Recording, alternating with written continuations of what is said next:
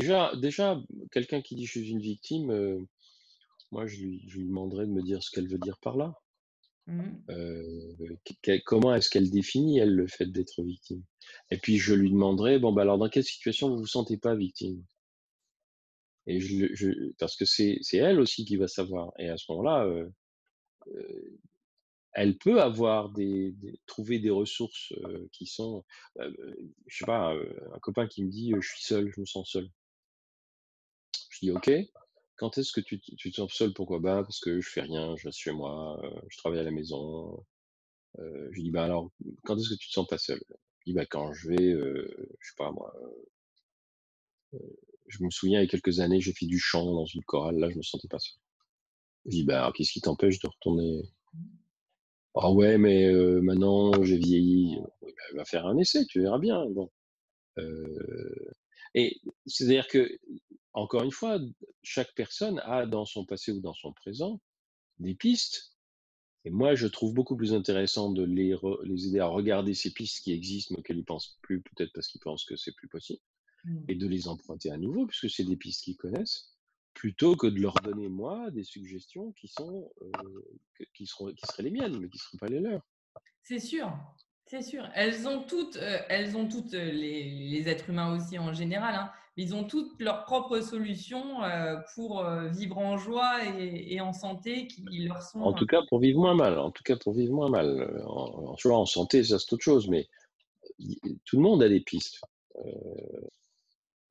Je trouve toujours plus positif et plus structurant, euh, d'encourager les ouais, c'est ça, les désirs, ou les aspirations, des gens, que de leur indiquer encore une fois des voies qui ne seraient pas les leurs.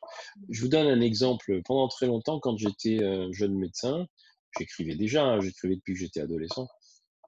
Je suggérais aux gens d'écrire leur histoire parce que je pensais c'était ma solution à moi et je pensais que c'était une solution pour tout le monde. Mais il y a des gens qui veulent pas écrire et des gens qui n'ont pas envie d'écrire, ça les amuse pas. Quand j'ai commencé à poser la question, qu'est-ce que vous feriez si vous aviez, si vous vouliez raconter votre histoire, vous le feriez comment? Alors là, ils ont tous des solutions différentes, bah, moi j'apprendrai à jouer de la trompette et puis, n'importe quoi, bon. Donc et à ce moment-là, on peut, dire, bah, voilà, fondamentalement, qu'est-ce qui vous en empêche? Et on peut travailler sur ce qui les empêche de faire de la trompette.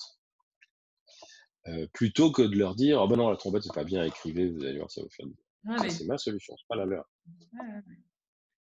Ou nager, enfin, je veux dire, moi, j'ai envie de faire la je me souviens d'un patient qui me dirait, moi: «C'est quoi votre rêve?» «Ah bah, moi, mon rêve, c'est de traverser la Manche à la nage». «Ah ouais?» Et je lui ai fait un grand sourire comme ça, il m'a dit: «Ah bon, ça vous fait pas rire?» Je lui ai dit: «Non, je trouve ça vachement bien, moi, j'aurais peur, mais ouais, c'est vachement bien ça». Bon, c'était pas le premier, hein, il y avait des gens qui avaient fait ça. Il dit: «Ouais, j'ai vu un type une fois à la télé, je sais pas combien d'heures il a mis, il y avait des bateaux derrière lui, je trouvais ça vachement courageux». Je dis: «Vous savez, la traversée de la Manche à la nage, c'est comme le marathon, ça se prépare. Mmh. Vous n'êtes pas obligé de le faire, mais vous pouvez, dire: "Tiens, mon objectif, c'est de faire la longueur de la Manche à la nage, en 6 mois, 2 fois par semaine à la piscine". Ah ouais? Bon, c'est-à-dire à partir d'un rêve, se donner des objectifs, comment dirais-je? Des objectifs réalistes, hein? C'est comme les gens qu'on veut aider à perdre du poids.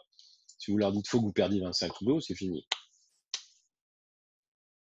Si vous leur dites: «Ben, vous savez, si vous perdez 500 grammes, par mois, au bout de 12 mois, vous aurez perdu 6 kilos».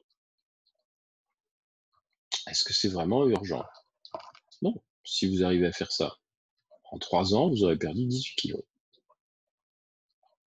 Ah ouais, bah, Mmh. et ça reste un objectif réaliste, c'est encourageant, c'est-à-dire il y a des gens, bah oui, quand ils voient qu'ils perdent leur demi-kilo, des fois leur kilo, ou leur kilo et demi en un mois, ils disent: «Ah ouais», puis ça continue comme ça.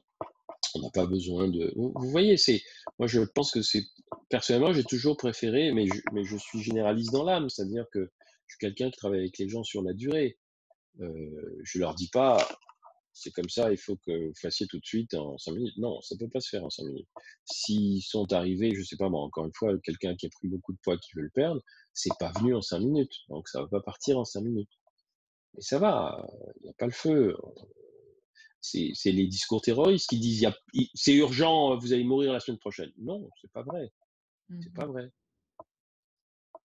Mais c'est précieux parce que vous leur redonnez, l'espoir, vous leur redonnez confiance en eux, vous leur redonnez la main sur, la responsabilité de leur santé en agissant comme ça. Est-ce que